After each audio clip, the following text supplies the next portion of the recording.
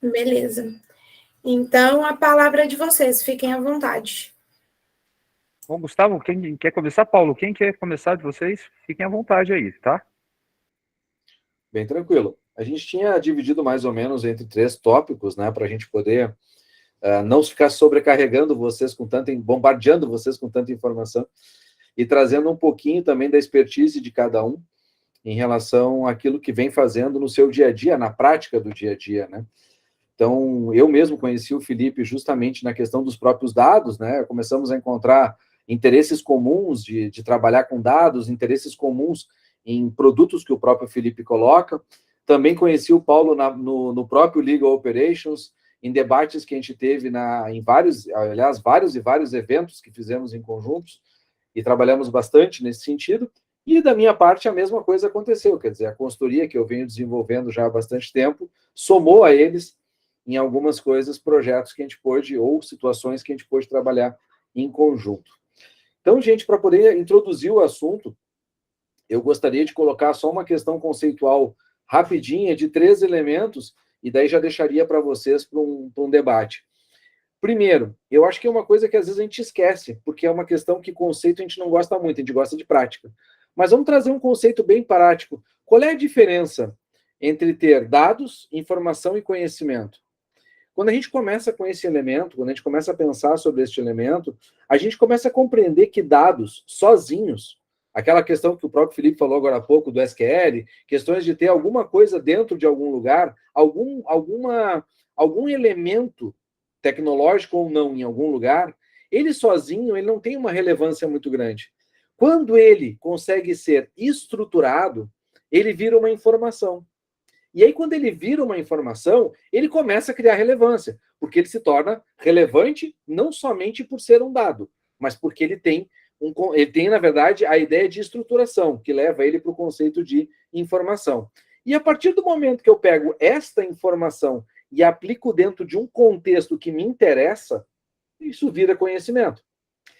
Esse disclaimer, digamos assim, esse conceito inicial, nos faz refletir bastante sobre o título do que nós nos propomos a falar.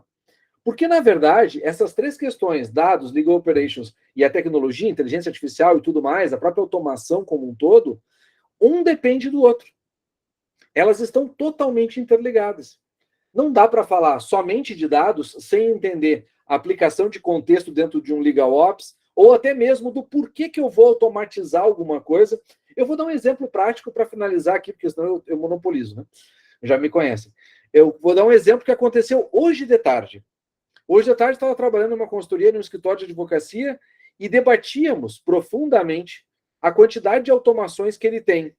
E dentro deste debate, o que a gente chegou à conclusão? O sistema que ele tem oferece uma série de automações, ele já fez um monte de automações, e na prática nós chegamos à conclusão que ele automatizou demais.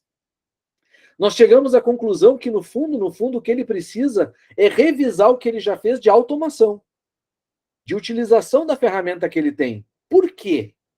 Porque ele fez uma automatização que, dentro de um contexto prático, ele vai precisar de mais pessoas para operar. Ele poderia não ter essa quantidade de pessoas pela quantidade de situações dentro do contexto que ele está.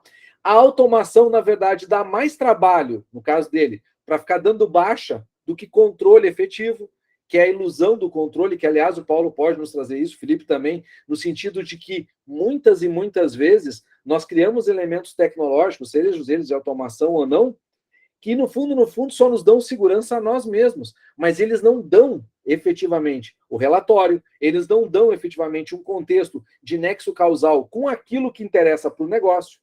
Então, não adianta criar 1000 ferramentas de controle, como eu vejo muita gente fazendo. Vou dar um exemplo, tá? Que eu já vi por aí no mercado. A pessoa lança um prazo e lança um prazo no dia seguinte, por exemplo, para verificar o prazo. Tá, mas para quê? Se eu controlei o prazo, por que eu vou verificar no dia seguinte a mesma coisa? E esse tipo de controle, que é um exemplo aqui pequeno, mas esse tipo de situação significa dar 2 baixas no sistema, significa que mesmo que o software lance isso automaticamente, eu estou perdendo tempo verificando 2 vezes a mesma coisa. Então, nós temos que pensar, quando a gente pensa em dado, informação, conhecimento, a gente pensa em estruturar e pensa em ter contexto, principalmente tecnologia tem que ser útil. Nunca esqueçam essa frase. Se não for útil, ela não serve para nada. Então vamos lá, né? Acho que o Felipe também pode corroborar, o Paulo à vontade. Vamos fazendo um bate-bola aí para não ficar um monólogo. Maravilha, eu vou aproveitar a oportunidade que você falou aí desse excesso, né, de tecnologia. Vou contar um caso prático, né? Pessoal de uma área, né, societária, eles tinham um problema muito, um trabalho muito moroso, que era fazer protocolos na junta comercial. Eu comecei a calcular, vi quantos operadores tinham, fiz um timesheet. Timesheet, para quem não sabe, a gente calcula a hora que aquele trabalhador custa, né? Então, divide o salário dele por dia, por hora, e a gente sabe e quanto tempo demora. Ou seja, sentar do lado dele mesmo, colocar o cronômetro e ver quanto tempo que ele demora para fazer aquela operação. Com isso, você sabe o valor da operação. Acabei fazendo isso e o pessoal falou, Felipe, a gente precisa automatizar esse site da junta comercial para fazer protocolos, isso é uma dor, nossa, uma dor, beleza, fui lá, olhei, mapeei, comecei a ver vulnerabilidades, o site muda toda hora, tá, fui atrás de uma empresa para fazer automação e o protocolo de forma automatizada. No final das contas, o tiro podia sair pela culatra, eu avisei o pessoal, falei, pessoal, para que automatizar? O fluxo não é tão grande, a empresa vai cobrar cerca de R$3.000 por mês para fazer esses protocolos. Ele falou, então tá, Felipe, qual é o seu parecer? Eu falei, pô, pode contratar um estagiário, ele vai dar conta de fazer isso e ainda vai ter 30% de pulmão para ajudar em outra operação. E vai custar 1/3 disso. Ah, Felipe, mas aí a gente está retrocedendo, a gente precisa automatizar isso. Eu falei, calma, não é bem assim. A tecnologia ela serve para ajudar, mas ela não substitui o trabalho humano, ela também, você tem que fazer essa conta de saber o valor, de calcular isso e mostrar isso. Ah, é R$3.000 agora? Em 1 ano? 2? Em 5 anos?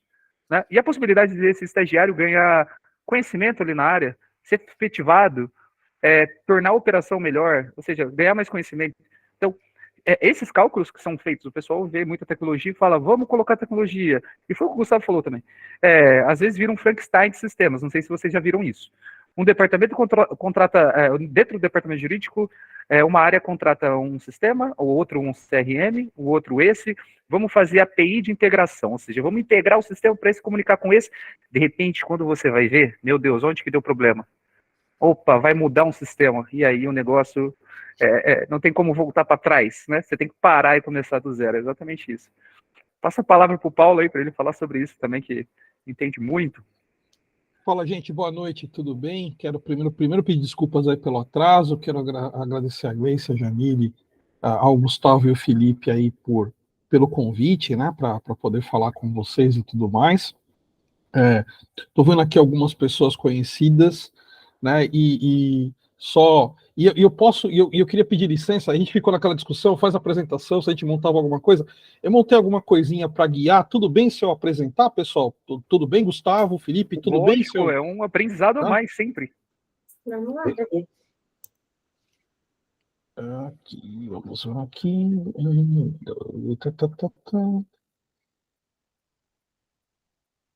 Vocês me falem aí, pessoal, se vocês já estão vendo aí, né? Agora sim. Sim. Legal. Gente, só me apresentando para quem ainda não tive o prazer de conhecer, né? Esse aí sou eu, né? Esse é o Paulo aqui. Eu sou advogado, ninguém é perfeito, né? Também sou advogado, ninguém é perfeito. Tenho aí algumas formações como controller, inclusive estou vendo aqui no vídeo, estou vendo a Oceana, conheci a Oceana, a Oceana foi palestrante no curso que eu fiz pela Radar, quando eu obtive ali a formação em controller jurídico aqui, isso, né, quando eu estava procurando essa formação, então, prazer, né, prazer te rever, Oceana, obrigado pela presença. E aí, algumas outras coisas aí, só para te saber, a gente está atuando na BJ, né? E aqui, quando a gente fala de dados, eu queria destacar o trabalho da BJ nesse sentido, né? Em buscar vou assim dizer, uma estrutura para a gente falar de jurimetria, e com isso, óbvio que a gente está falando de dados, de estrutura de dados, de acesso aos dados, né? Eu estava ouvindo o Gustavo e o Felipe falarem sobre isso, né? E a gente tem aí o trabalho, né, junto lá da CLOB, e hoje eu estou lá na Deloitte tocando uma frente de Tech for Legal, por isso que acho que a minha conversa hoje vai ser muito nessa linha, né, acho que o que eu posso contribuir aqui hoje é muito nessa linha de tecnologia. E aí, gente, quando a gente fala de tecnologia aqui no jurídico, né, o que a gente percebe? A gente percebe esse histórico, né, basicamente. Primeiro, eu acho que o que eu vou falar aqui não é novidade para ninguém. Né? A gente, como advogado, a gente tem um baixo conhecimento ainda em tecnologia. Eu vejo o Gustavo, né, e aí a gente se conheceu, né, o Gustavo, né, trabalhando, né, há muito tempo já nessa área, né, ou seja, na área de consultoria, de implantação de sistemas e tudo mais. E é espantoso, né, Gustavo, como a gente ainda tem campo, né, cara? A gente imaginou que essa altura do campeonato já estivéssemos todos aí já mais familiarizados com tecnologia, né, Felipe? E a gente percebe que não, que o advogado ainda tem uma dificuldade enorme em lidar com tecnologia, né? E isso também tem um pouco a ver com a nossa formação ali, né? A gente ainda tem uma formação nesse aspecto acadêmica bastante deficiente. E aí, gente, quando eu falo de tecnologia, eu me lembro que eu comecei a dar uma olhada lá em 2020, né? 2020 a 2019, para a Gartner. Para quem não conhece, a Gartner ela é uma das maiores consultorias do mundo nessa parte de tecnologia, e ela emite diversos relatórios, né, sobre diversas tecnologias voltados para diversos mercados. E uma delas é o hype é um gráfico que eu gosto muito, que é esse gráfico aqui, que ele mostra, né, o hype de tecnologias para o jurídico. Esse gráfico, se eu não me engano, é de 2019. E aí é muito interessante, eu gosto desse gráfico porque ele divide isso aqui mais ou menos ele divide isso nessas 5 seções, né?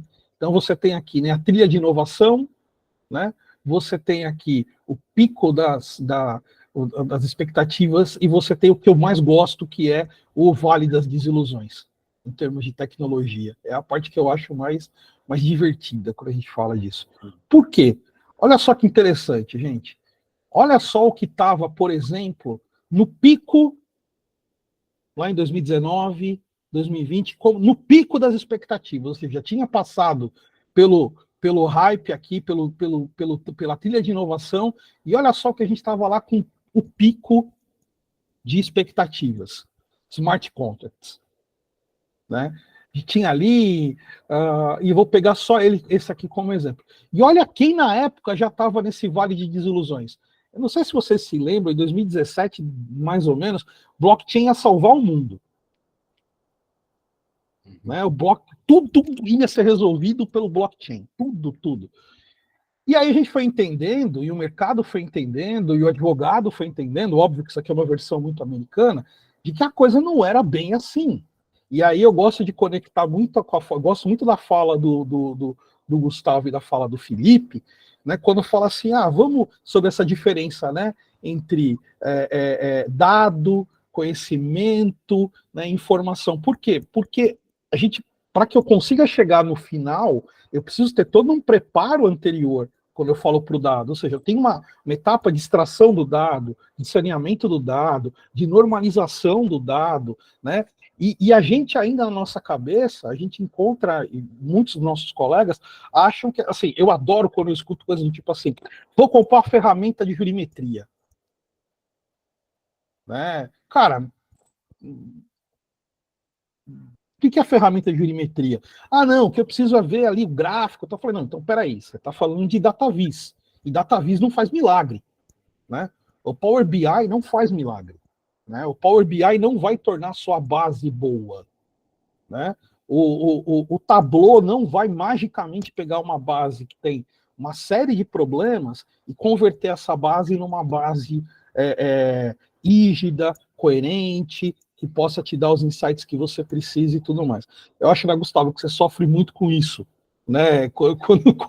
Porque isso se dá, acho que por alguns motivos aqui que a gente vai ver.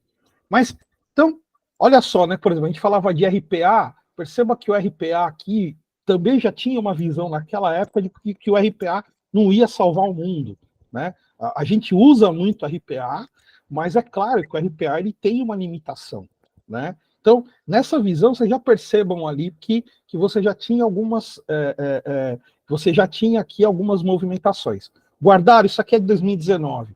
Guardaram onde é que está o Smart Contracts? Beleza? Vamos ver como é que está isso agora em 2022. Naquela época tinha mais de 30 tecnologias mapeadas.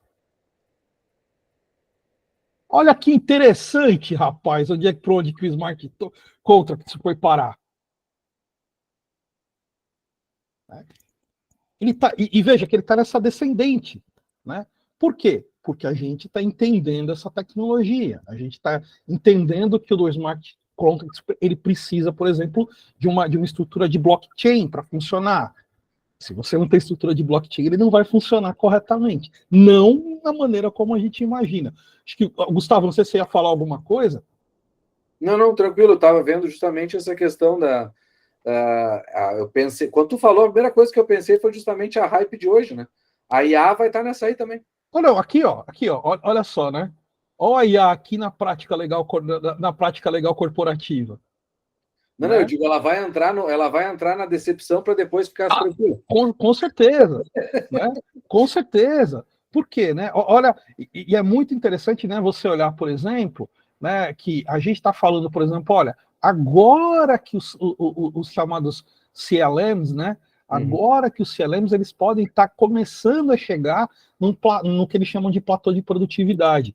Mas eu queria trazer essa visão para vocês em termos de tecnologia, porque eu vejo que isso se conecta muito com a questão dos dados, né? Por quê? Porque a gente tem sempre, e aí o resultado que a gente vê é isso. Essa pesquisa não é nova, é uma pesquisa, acho que muitos já viram essa pesquisa, uma pesquisa que foi feita em 2022, né? Que mostrava ali que 77%, óbvio, também é uma pesquisa americana, mas mostravam que 77% dos advogados corporativos ali estavam reclamando que tinham experimentado um projeto de tecnologia fracassada.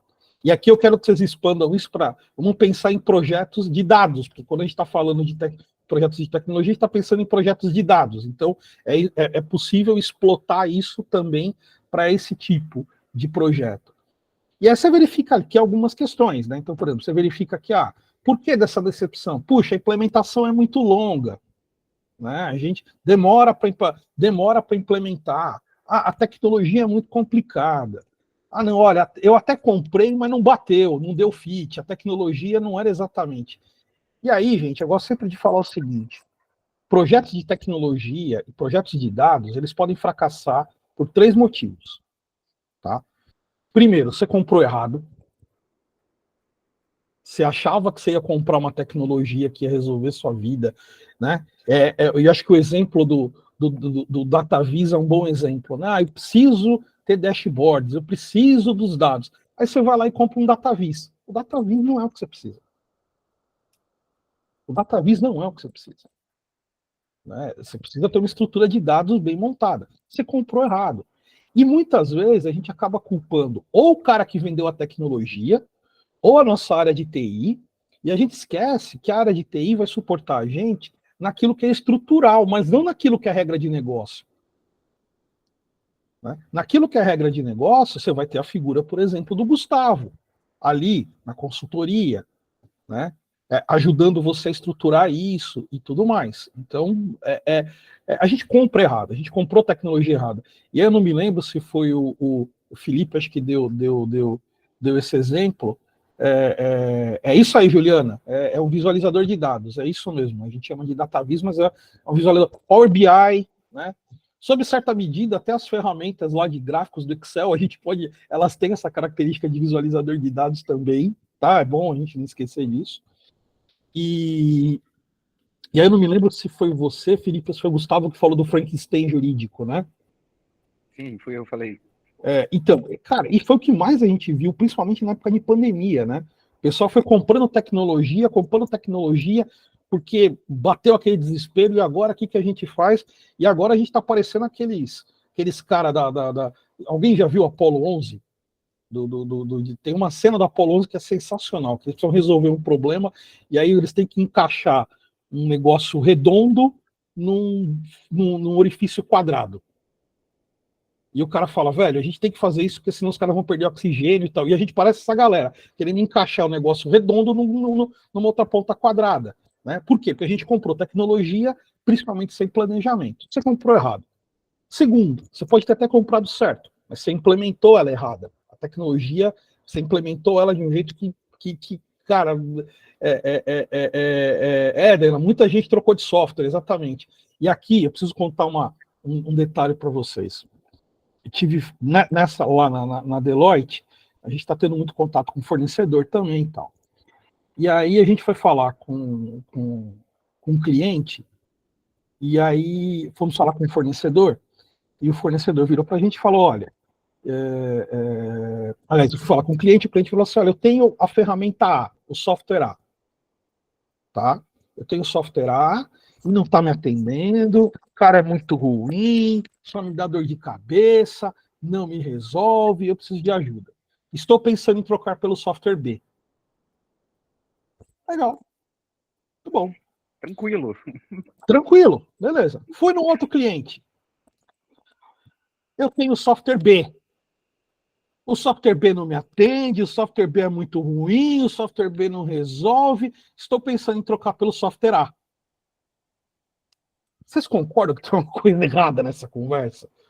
Né? Porque assim, e eu tenho conversado até com alguns prestadores em que eles falam assim, cara, tem cliente me procurando para trocar de ferramenta, e eu sei que a ferramenta que ele tem não é ruim, a ferramenta é boa, mas ela teve um problema de implementação, ela teve um problema no pós-venda, né? O pessoal não consegue operar essa ferramenta, então você implementou errado.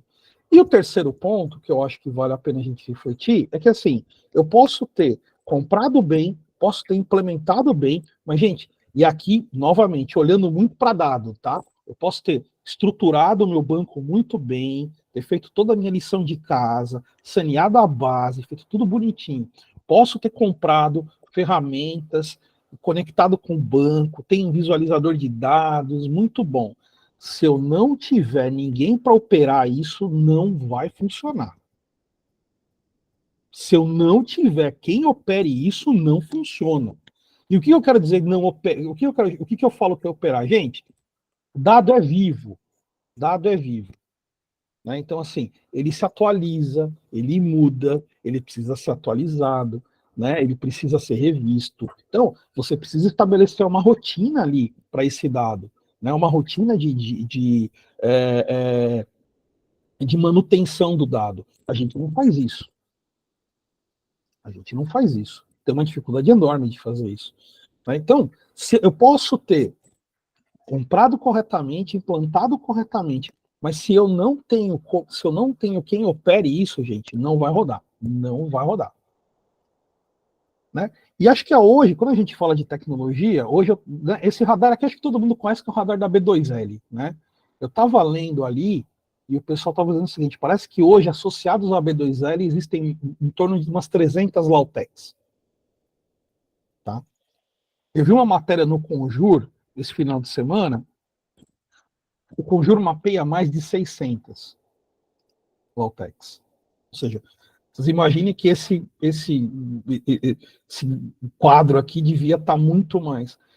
E é uma dificuldade para a gente que é do departamento jurídico, né? Porque o que foi, né? Passou por jurídico. Cara, como é que eu escolho no meio disso aqui? Né? Me lembro de Raul Seixas nessa hora. Raul Seixas tinha uma música lá que lá, em certa altura ele fala, tanta coisa no menu que eu não sei o que comer. E é isso, né? Cara, como é que eu olho para isso aqui? Se eu escolho ótimo. Se eu escolho a ferramenta lá do grupo de gestão de escritório e departamento, qual que é a melhor ferramenta para conectar, então, lá com o pessoal de resolução de conflito? E aí vai naquilo que você falou, Felipe. Você começa a criar essas APIs, essas conexões, e depois você vira um prisioneiro algumas vezes disso. Né? Eu acho que hoje a gente está migrando já para uma ideia já talvez de plataforma. Gente, desculpa, eu estou falando que nem um bonde desgovernado e nem sei se alguém quer perguntar. Desculpa aí, Felipe, Gustavo, Tranquilo. Vocês nem interviram, vocês me perdoem, gente. Tranquilo. E aí, gente, quais são as consequências quando a gente fala dessa questão de tecnologia? A gente usa ainda muito, a gente foca muito em ferramenta de gestão. Né? Acho que o Gustavo, acho que você pode falar bem isso, né, cara? Geralmente você é procurado para olhar principalmente para ferramentas de gestão ainda, né? Não para né, outros tipos. Segundo, né, a gente usa muito esse modelo SaaS, que para mim não é necessariamente ruim. Problema de todo o departamento jurídico. a gente busca ainda, né, solução única, bala de prata. Né? A gente procura a bala de prata. Eu quero um negócio que resolva. Gente, uma única coisa não vai resolver. A gente precisa aprender a conectar bem essas tecnologias. Projetos de dado, a mesma coisa. Você precisa entender como é que você vai conectando coisas em projetos de dados. Né? E a gente ainda tem essa baixa percepção de integração e otimização.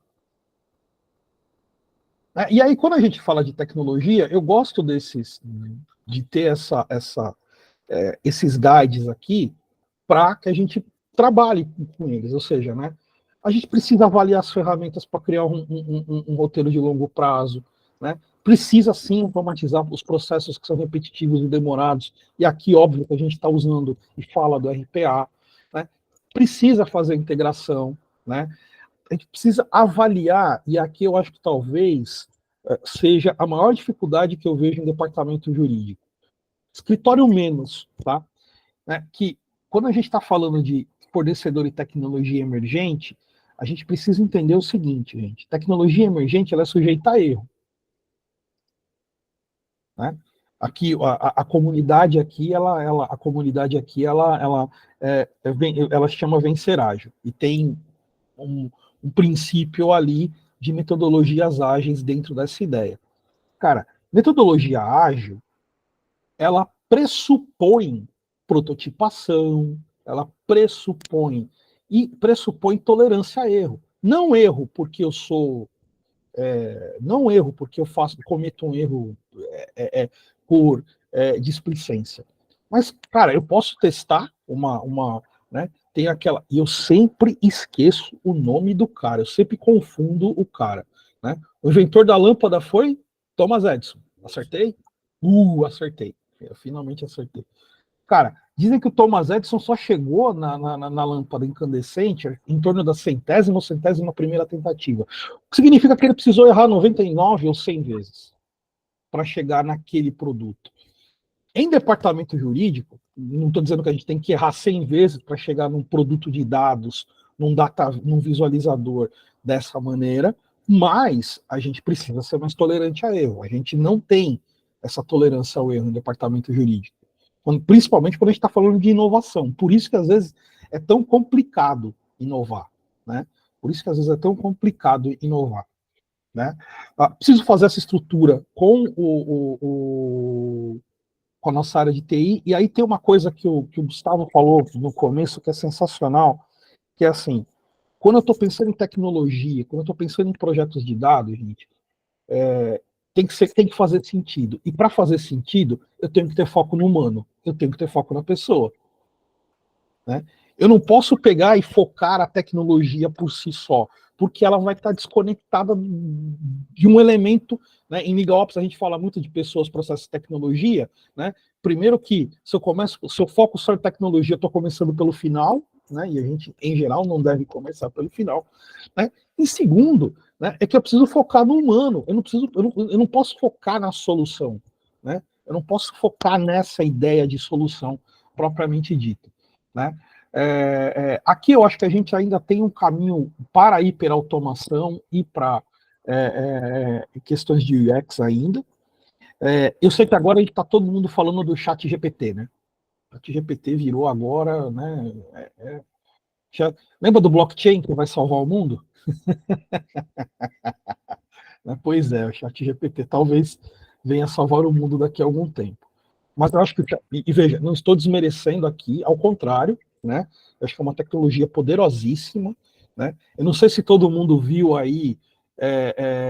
Eu também acredito, tá, Vinícius? Também acredito. Não desmereço o chat GPT, não. Eu só acho que talvez tem um elemento aqui que a gente precisa lembrar. Eu não sei se alguém pôde ver a apresentação da Microsoft lá do copiloto, né? Que também é outra coisa sensacional, né? Você vê ali ele estruturando a apresentação, estruturando, né, análise de dados ali, né? É fantástico. Eu só acho que isso acaba inaugurando para a gente aqui, e aí eu acho que é a hora que todo mundo fala, o advogado vai ser substituído pelo robô, pela máquina, pela tecnologia, né? Ou não só o advogado, mas qualquer profissional dentro desse contexto. E aí eu falo que eu acho que aí é que tem a nossa diferença, a diferença do humano nisso. Que é o quê? Para que o chat GPT funcione, para que o copiloto da Microsoft funcione bem, a gente precisa saber fazer perguntas. A gente precisa saber fazer as perguntas. Porque se eu faço a pergunta errada, a resposta que eu vou ter é errada. Se eu faço a pergunta incompleta, a resposta que eu vou ter é incompleta. E o grande desafio que nós aqui trabalhamos com tecnologia voltada para o direito é justamente saber fazer as perguntas corretas. E a gente ainda precisa exercitar isso. Tá? E aí eu queria só trazer para vocês essas conclusões e essas provocações aqui. Né, que eu acho que hoje, ainda quando a gente fala de tecnologia, né, ela vai ganhar essa eficiência. Hoje ela se dá muito no como a gente faz. Né? Eu costumo dizer que acho que o grande desafio que a gente precisa entender, né, é o que a gente faz agora, é como a tecnologia envolve o que a gente faz e não como a gente faz. Eu acho que a tecnologia hoje ela trabalha muito mais no como a gente faz, né? Em como a gente faz uma contestação, como a gente faz um cadastro, como a gente faz uma análise. A tecnologia está focada muito nisso, né? Agora, o que é essencialmente o que é feito ainda, quando a gente fala, por exemplo, o que é uma defesa, essencialmente, o que é um recurso, essencialmente, a gente ainda talvez não tenha conseguido fazer esse link com a tecnologia, né? Eu gosto muito de, vocês perceberam que eu trabalho numa área que é Tech for Legal, né? Eu podia chamar de Tech Legal? Podia, né? Mas na boa eu não acredito nisso, né? Por quê? Porque assim, cara, existe tecnologia, e a tecnologia ela pode ser aplicada, na minha opinião, é claro, né? Ela pode ser aplicada em diversas áreas. Né? Eu gosto de dar muito exemplo da roda. Né, cara? A roda é uma tecnologia, tá aí há muito tempo. Né?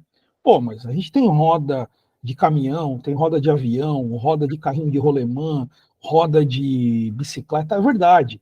Né? Agora, a tecnologia não mudou, o princípio tecnológico da roda continua o mesmo.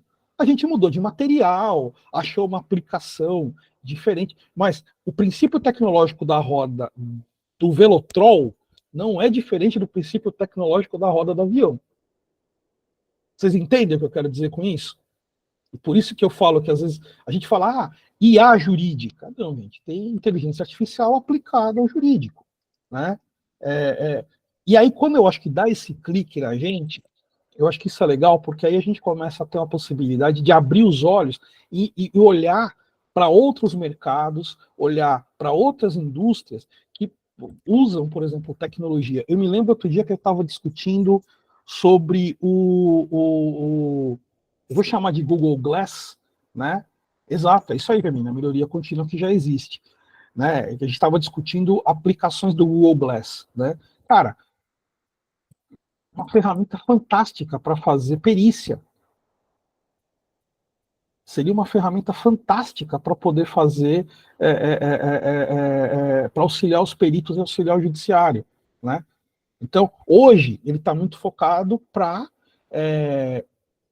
principalmente para a área de logística, né? Para a área de manutenção de aeronave. É um negócio sensacional. Tem umas aplicações que você usa ali o óculos inteligente, e aí ele já traz para você numa tela um mapeamento ali de todos os pontos que devem ser checados pelo mecânico e tudo mais. Pensem nisso aplicado numa perícia judicial, uma perícia trabalhista. Pense nessa aplicação, né? Então, eu acho que a tecnologia... Aí a gente vai falar assim, não, agora eu preciso fazer um óculos inteligente jurídico. Não faz sentido. Não faz sentido. Né? Mas olha só, gente, mapeamento prévio é essencial para você fazer automação e fazer os ajustes de dados. Né? Tecnologia tem que respeitar a experiência do usuário e não o contrário. Tá? Então eu preciso pensar na experiência do usuário. Né? E aí, acho que voltando à questão da hiperautomação. Gente, eram essas as notas que eu queria compartilhar com vocês. Desculpa aí que eu acho que eu acabei tomando muito tempo de todo mundo. Vocês me perdoam, por favor? Fique tranquilo. Todos nós estamos aprendendo. E é isso, cara. Eu acho que do ponto de vista de tecnologia, e isso tudo a gente também, óbvio, olhando essa análise de dados, né? O Paulo, muito bom. Ô, Gustavo, posso falar sobre um pouquinho de dados aí, que o Paulo, para pegar o gancho dele? Mas antes, eu quero cumprimentar a doutora Elsa, está aí, uma excelente pessoa que mudou minha concepção aí, tudo sobre Visual Law.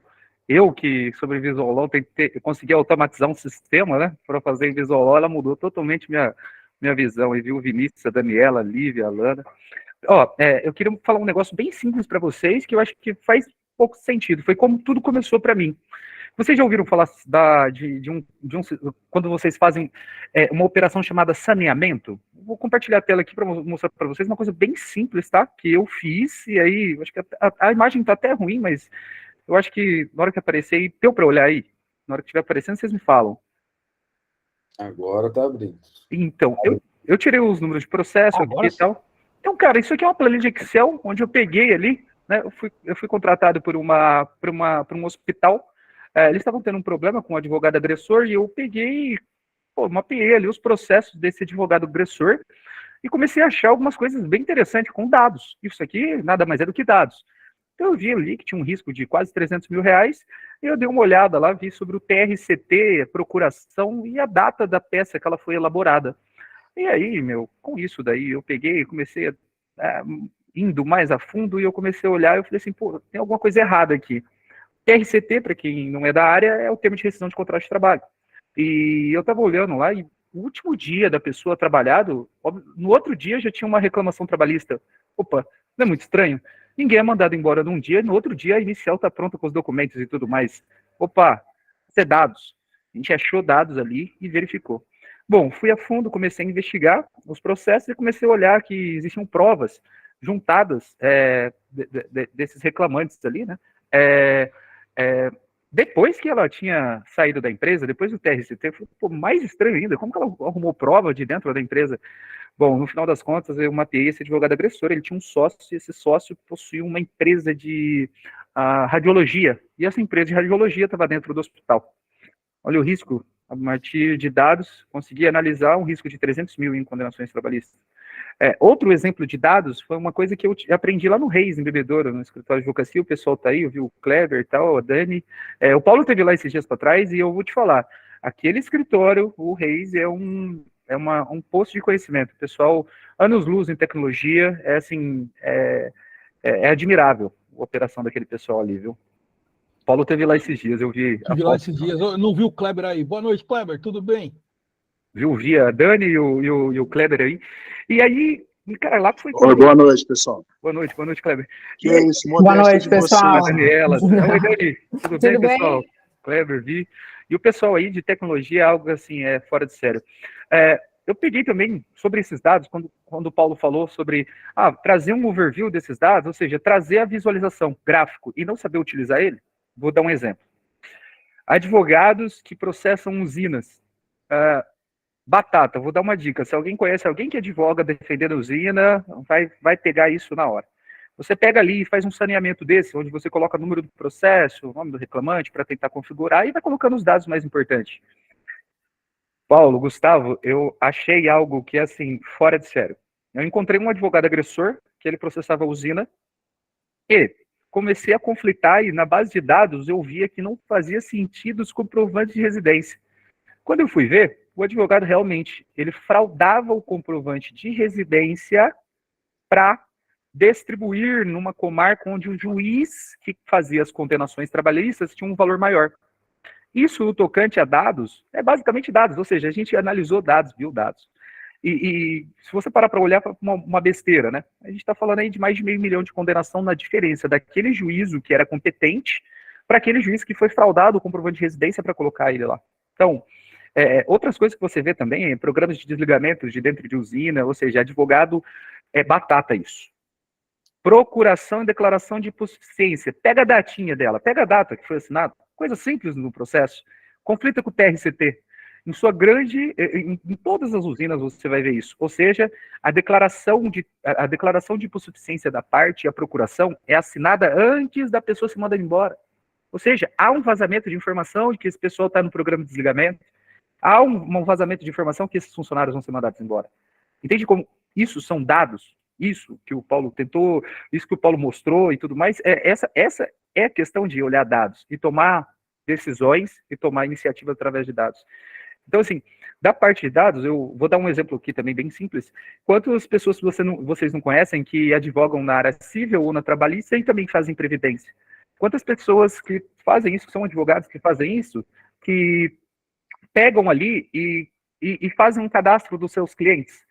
Porque, vamos dar um exemplo, se você já advogou para aquela pessoa na área civil, na área trabalhista, você tem ali a idade dela, você lembra quando ela foi registrada na carteira de trabalho, obviamente você tem quando ela vai se aposentar, quando ela pode fazer o planejamento. Então, isso tudo é uma questão de estruturação de dados, para olhar, sabe? Eu acho que o Gustavo ele sabe disso, e tem rápido também. Tem uma empresa, uma multinacional, que eu advoguei bastante tempo, e o pessoal tinha condenações trabalhistas, de um tipo de operador que chamava operador A e operador B, né? E o operador B ele pediu um acúmulo de função com o operador A, porque isso representava quase R$1 milhão no ano, tá? Só esse pedido pelo número de reclamantes trabalhistas. Porque o operador B, o operador A, ele dirigia uma empilhadeira a gás, então ele é adicional de periculosidade por causa do botijão de gás da empilhadeira, né? E esse operador B, muitas vezes, na folga do operador A, ele ia lá e dirigia. E aí, no final do contrato de trabalho, né, ele entrava com a ação e pedia essa equiparação salarial. Cara, eu tentei juntar documento de defesa, tentei chamar testemunha, a empresa com quase 60 técnicos de segurança do trabalho, rodava 3 turnos, falei, meu Deus, por que não adverte esse pessoal? E aí comecei a olhar termos e tal. Gente, eu juro por Deus, que eu não consegui encontrar uma saída, eu fiquei desesperado. Mas eu fui conhecer o chão de fábrica, né? Fui lá conhecer o chão de fábrica, eu falei, cara, tem algum dado que eu não consegui encontrar. E foi lá no chão de fábrica que eu entendi. O técnico de segurança do trabalho, ele era advertido para dar aquela advertência para os operadores. Mas a rotatividade de funcionário era tão grande, a rotatividade de técnico de segurança do trabalho, que ele não sabia quem era quem. E aí eu peguei e falei assim, peraí, gente, essa empilhadeira amarela, né? Falei, peraí, o pessoal tem uniforme, aí o uniforme tudo cinza. Eu falei, calma aí.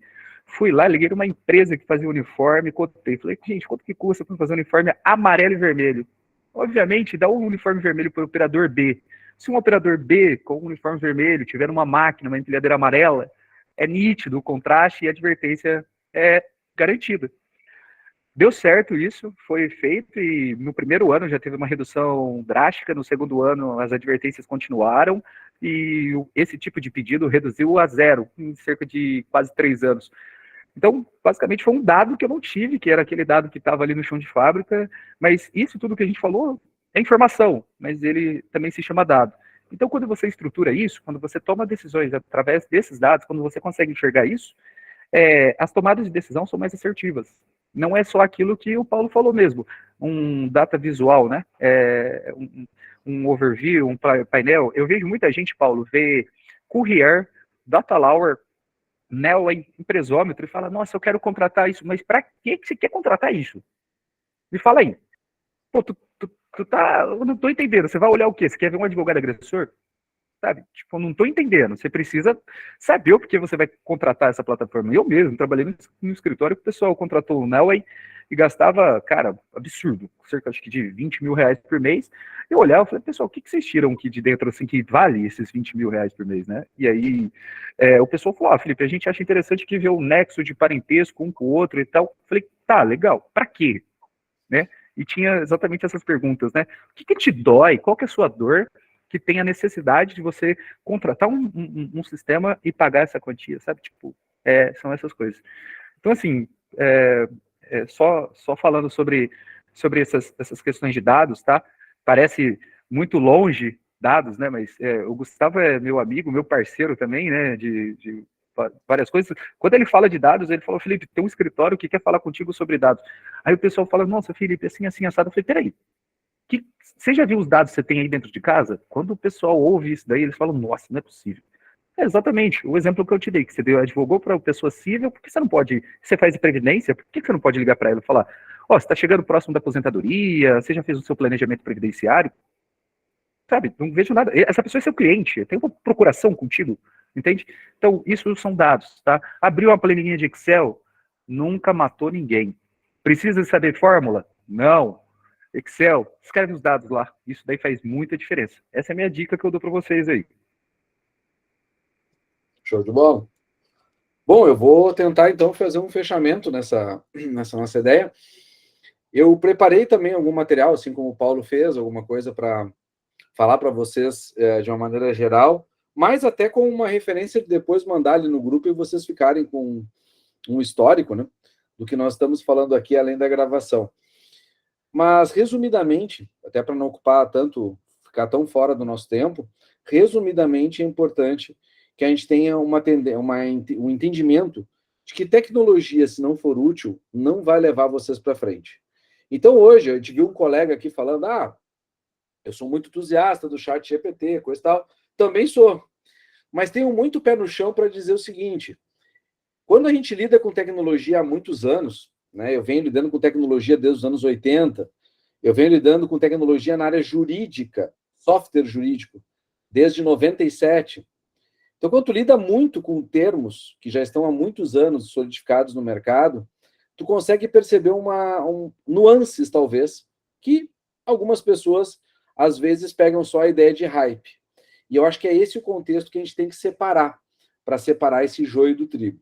Rapidamente, então, eu vou mostrar para vocês algumas coisinhas para a gente fazer uma troca aqui. Depois eu mando esse material também. Acredito que o Paulo também vai querer mandar esse material para vocês. O material dele, né? Então, a gente poder fazer uma troca. Aqui a gente começa, então, justamente falando sobre o nosso tema principal aqui como fonte, né? Trago uma pequena apresentação, eu não vim aqui para falar de mim. Vamos trabalhar direto no conceito principal. A ideia de que tudo são dados. E quando a gente começa a fazer essa pergunta, eu acho que esse é o grande norte da coisa, perdão, a gente chega à conclusão que, na verdade, tudo são dados, dados são tudo e tudo é igual a nada. O que eu quero dizer com isso? Eu quero dizer que se tu não estruturar, não serve para porcaria nenhuma. O dado solto, sem botar numa ideia assim de raciocínio, sem botar numa ideia de lógica, sem botar numa ideia de estrutura, sem botar numa ideia de que vocês vão conseguir transformar isso em algo que seja útil para vocês, não serve para nada. O Paulo deu exemplo disso, o Felipe acabou de dar um exemplo sobre isso. Inclusive, o exemplo do Felipe também é muito bom, que é algo que eu debato muito, que é o seguinte, nem tudo é tecnologia. O exemplo que ele deu foi comprar uniforme. Foi isso que resolveu. Mas ele teve que ver os dados. Tá, mas tu ter o dado, tu buscar a estruturação, tu entender o contexto e tu resolver o problema, nem sempre a solução está dentro da tecnologia. E isso é algo importante de a gente ter. Porque às vezes a gente tira as outras variáveis, a gente quer colocar uma única variável, que é a tecnologia. E isso está completamente equivocado. A tecnologia é uma variável importante, mas não é uma variável imprescindível. Então, eu acredito que a gente tem que trabalhar muito num conceito, né, que eu gosto muito, que é o seguinte. Para fechar a nossa apresentação aqui, o que nos aguarda? O que está vindo aí em termos de mercado que vai mudar além daquilo que já existe? Nós temos muita coisa, se fala sobre muita coisa, mas a gente tem que trazer, na verdade, os pés no chão. Então, quando a gente fala hoje, nós estamos falando aí do chat GPT, nós estamos falando do Bard, né, que hoje, data de hoje, tá? 21 de março de 2023, foi liberado nos Estados Unidos e no Reino Unido os testes iniciais com a inteligência artificial do Google, assim como no Bing já existe, assim como em outros lugares já existe, o Google liberou hoje, Estados Unidos e Reino Unido. Então, assim, inúmeras IAs foram criadas. A Adobe, por exemplo, lançou a própria inteligência artificial hoje também, 21 de março. Está sendo criado inúmeras coisas o tempo todo. É isso que vai resolver. Criar APIs para essas ferramentas é o que vai fazer essa integração funcionar e nós vamos ficar livres? Na verdade, não. O Paulo resumiu bem, sem perguntas, não tem como resolver. O chat GPT fazendo petições, ele faz, é bem simples, mais simples até do que algumas que tu encontra em algumas outras ferramentas. Mas ele vai melhorar. Ele vai se transformar em algo mais útil, eu não tenho dúvida disso, porque ele está estruturando o banco de dados. Aliás, o banco de dados hoje, do chat GPT, o próprio comparem isso, tá? Eu não trouxe porque o nosso tempo era muito curto, mas comparem respostas do chat GPT e do Bing. O Bing utiliza o chat GPT, mas as respostas do Bing são diferentes. Esses dias agora um amigo meu, pessoal, me perguntou, isso é real, Posso até depois botar para vocês os prints. Eu até publiquei nas minhas redes sociais. Ele perguntou assim, Gustavo, depois que eu me formo, qual é o tempo que eu tenho para usar a carteira de estagiário? E eu tinha na minha memória ali que eram 2 anos, mas eu queria ter certeza. E eu disse, bom, vou fazer um hype aqui com esse meu amigo e vou fazer a pergunta para o chat GPT. E o chat GPT errou. O chat GPT respondeu com um texto desse tamanho, gigante, dizendo que depois tu te forma só se passar na prova de ordem. E eu, sabedor que a resposta estava errada, não conformado, mudei a pergunta diversas vezes, em diversos formatos diferentes, e eu obtive sempre a mesma resposta do chat GPT. Aí me veio aquele insight, né? Eu vou perguntar para o Bing, porque eu também tenho o Bing liberado na minha conta para usar o chat GPT. Aí eu fui lá e perguntei para o Bing. E o Bing, na primeira resposta, acertou, me dando, inclusive, qual era a fonte disso. Ou seja, o Bing utiliza o chat GPT, mas ele tem a inteligência da Microsoft por trás. Inclusive, eu perguntei isso para o Bing. Eu fiz essa pergunta, até tenho ela gravada aqui, que eu acho ela muito interessante. Eu perguntei para o chat GPT qual era a versão 3 para a versão 4, o que mudava nele, e eu perguntei para o Bing a mesma coisa. E sabe o que o Bing respondeu? Isso não importa, porque eu sou uma inteligência da Microsoft. Ou seja, o próprio Bing sabe que ele tem outros dados e outras fontes. A mesma coisa que Chatbots, tá? Chatbots é muito legal tu poder usar para automação, é muito legal para te poder economizar tempo com o que é repetitivo. Mas Chatbot não pensa. Chatbots são respostas secas. Chatbot não faz análise crítica e sentimentos e principalmente não faz o UX, não faz aquela questão da interface do usuário, a experiência do usuário. Então a gente tem que usar para não ser usado. Isso é muito, muito importante. Aqui eu deixei algumas, né, que o pessoal, algumas conhecem, outros não. O ChatGPT todo mundo já ouviu falar. O Midjourney faz imagens, ele é muito bom dentro do Discord, faz umas imagens bem legais. O DocChat também faz materiais também bem interessantes. A Rationale nem todo mundo conhece, é uma inteligência artificial para te fazer análise de SWOT, prós e contras. Eu achei ela muito legal, fiz alguns testes e achei ela muito boa. Tem muito mais, né? Eu coloco isso aí dentro de uma baila, a gente for pro Vamos Ver, tem uma lista, eu mesmo no meu navegador devo ter mais de 20 salvas que eu vou testando e vou tentando utilizar e vendo utilidade para alguma coisa. E outras tantas que eu utilizei, fiz testes e não vi o porquê de salvar aquilo, não vi o porquê de guardar aquela informação, porque tem muita coisa sendo utilizada efetivamente. Mas aqui nesse slide eu quero que vocês lembrem. É o chat GPT, é a IA, mas eu não posso esquecer de integrar as áreas da empresa em relação a dados. Eu não posso esquecer de fazer a experiência do cliente. Eu não posso esquecer dos meios eletrônicos mais comuns, como o link do WhatsApp. Eu não posso esquecer de usar um Visual Law em documentos. Tem gente querendo usar o ChatGPT como fonte de petição, o que é um erro.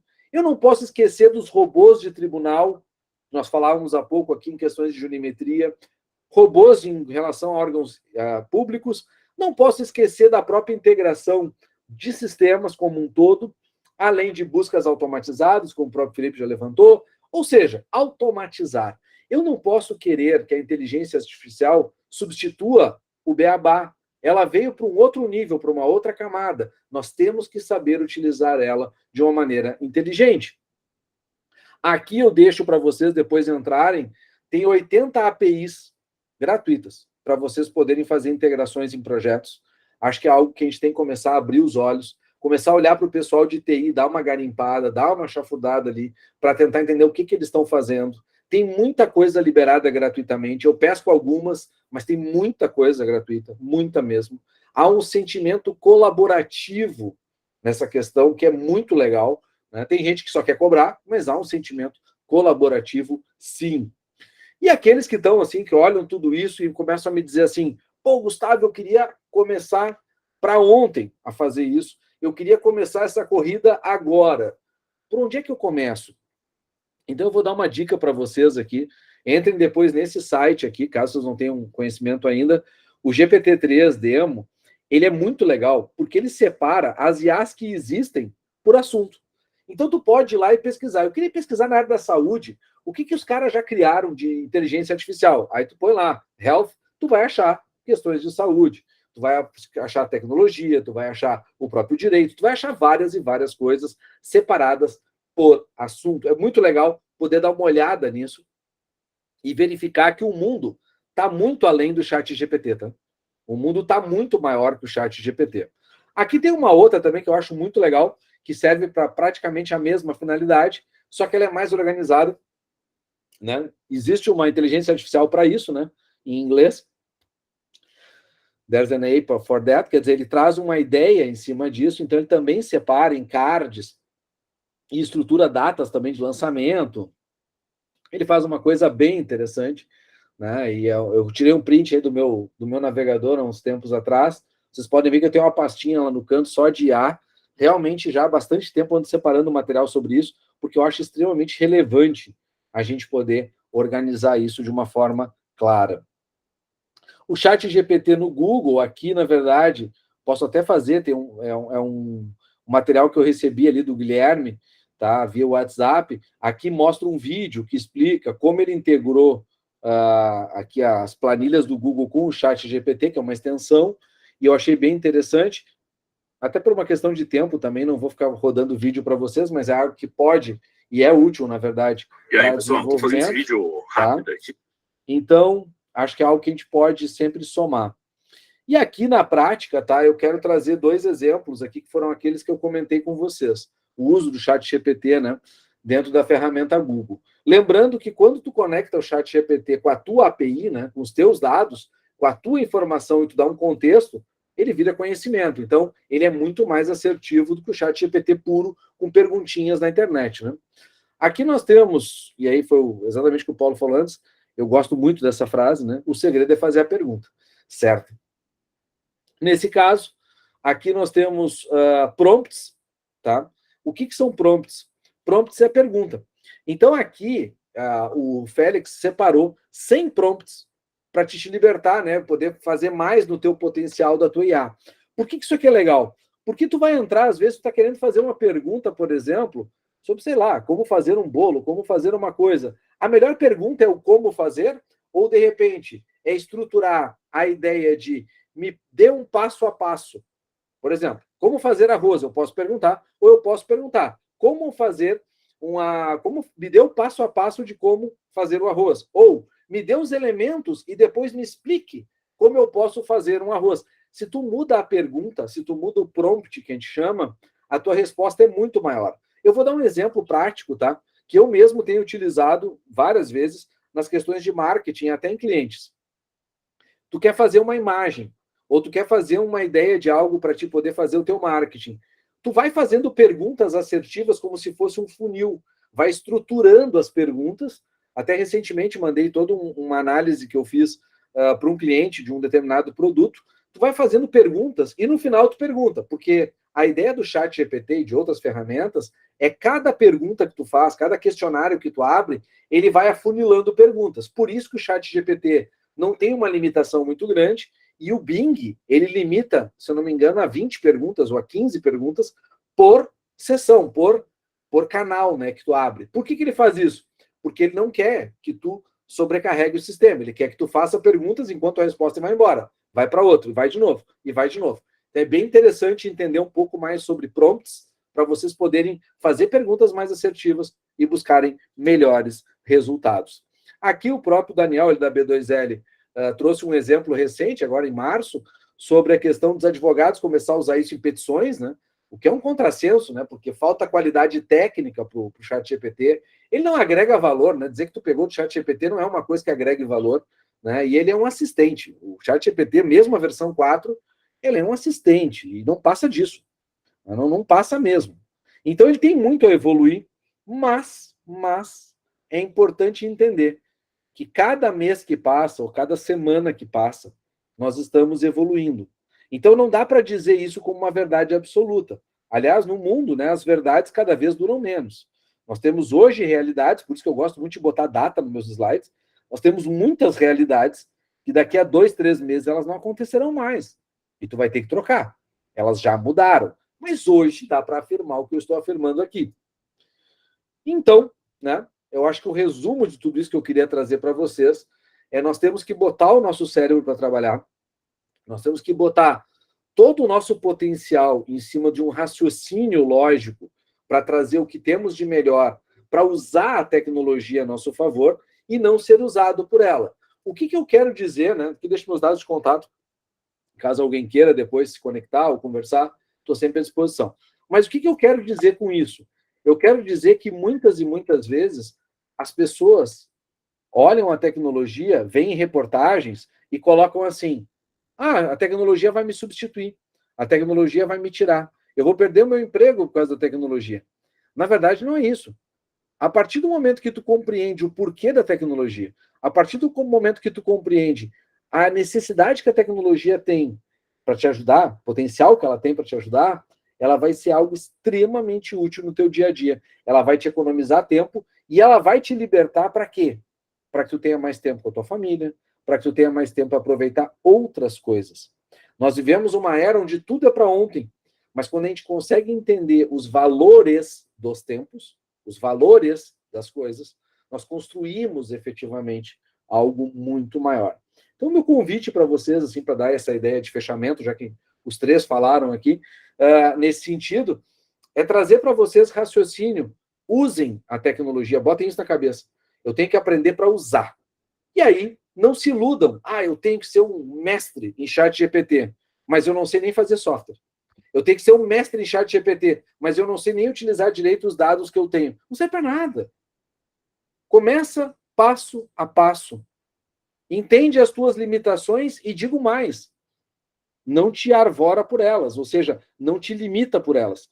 Todos temos limitações, eu tenho muitas, mas eu procuro fazer o quê? Naquilo que eu quero desenvolver, eu escolho. A vida é curta, gente. A gente tem que fazer escolhas. E toda escolha, jamais esqueçam disso, toda escolha é uma renúncia. Então é importante a gente aprender a renunciar a algumas coisas, ganhar outras, e usar. Não as pessoas, isso jamais. Usar a tecnologia, porque ela está aí para isso. Bom. Buenas, Felipe e Paulo, acho que a gente pode... Paulo, cara, aí. é muito impressionante como o Gustavo é um cara que se atualiza dos assuntos de uma maneira, cara, que assim, cara, é invejável. O Gustavo... cara, é sensacional. Quando sai qualquer assunto, o Gustavo, para ele se atualizar nisso daí, é um negócio, cara, é admirável, Gustavo. Um negócio que eu, assim, acho que eu nunca te falei isso, mas é admirável tanto que você atualiza nos temas, cara, que assim, você vai a fundo mesmo. O Gustavo não é aquele cara que passa e vê um vídeo, né, de chat GPT e já vai saindo para os outros falando, nossa, ó, chat... Não, o Gustavo estuda, traz matéria, cara. Assim, ó, o Gustavo é...